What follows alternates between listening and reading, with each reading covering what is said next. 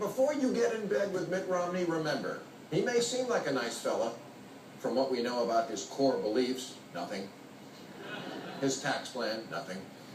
His faith, off limits. And his donors, anonymous. But a compulsive liar whose whole life is secret can get you a lot worse disease than Romnesia. Now, when I talk about getting into bed with Mitt Romney, obviously I don't mean that literally. Please, Mitt Romney doesn't even know what a blowjob is. He thinks it's something the Pep Boys do to clean out your carburetor. No.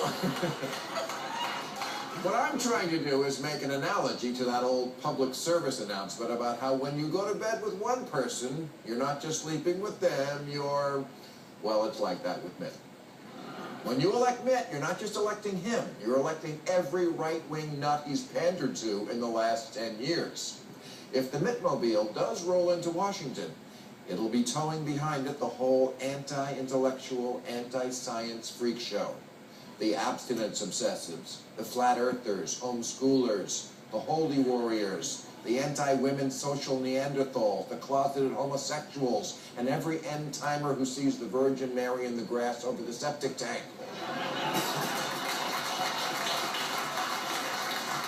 Now, I understand having issues with Obama, but stop to think of all the crap we haven't had to deal with in the last 4 years.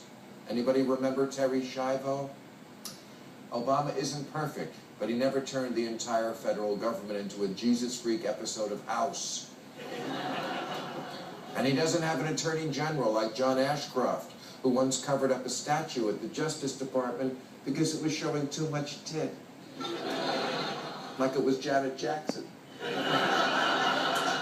I'm just saying, last 4 years, no crises about boobies. No controversies about whether stem cells are actually tiny people. No Defense of Marriage Act. No Office of Faith-Based Initiatives. No peddling creationism at the national parks. Did you know that before Obama got in, the Smithsonian couldn't mention global warming as a possible reason the glaciers were shrinking? Because heat, melting ice, was just a theory.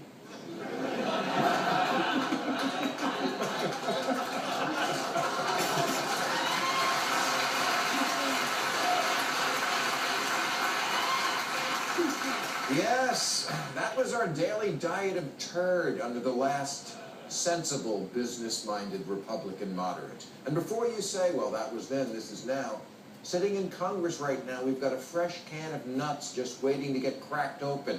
A few weeks ago, we heard from a Republican congressman named Paul Brown. Here he is at a dead deer convention, telling his supporters that evolution, embryology, and the Big Bang Theory are all, quote, lies straight from the pit of hell. And he's on the science committee, along with Todd Aiken. Fuck, even the deer are rolling their eyes.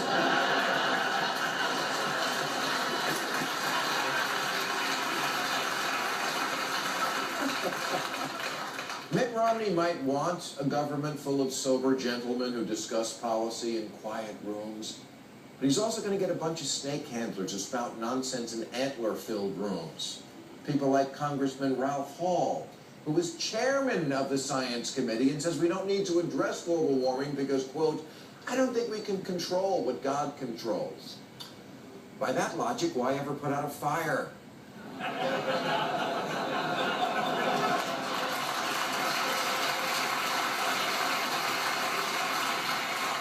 Or open an umbrella, or wipe your ass. This is what you get with today's Republican Party.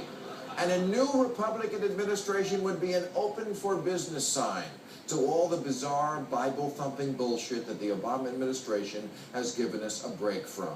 And to those who say, oh, don't worry, Mitt Romney will stand up to the extreme elements of his party, there's just one problem with that. It has the name Mitt Romney and the word stand up in the same sentence.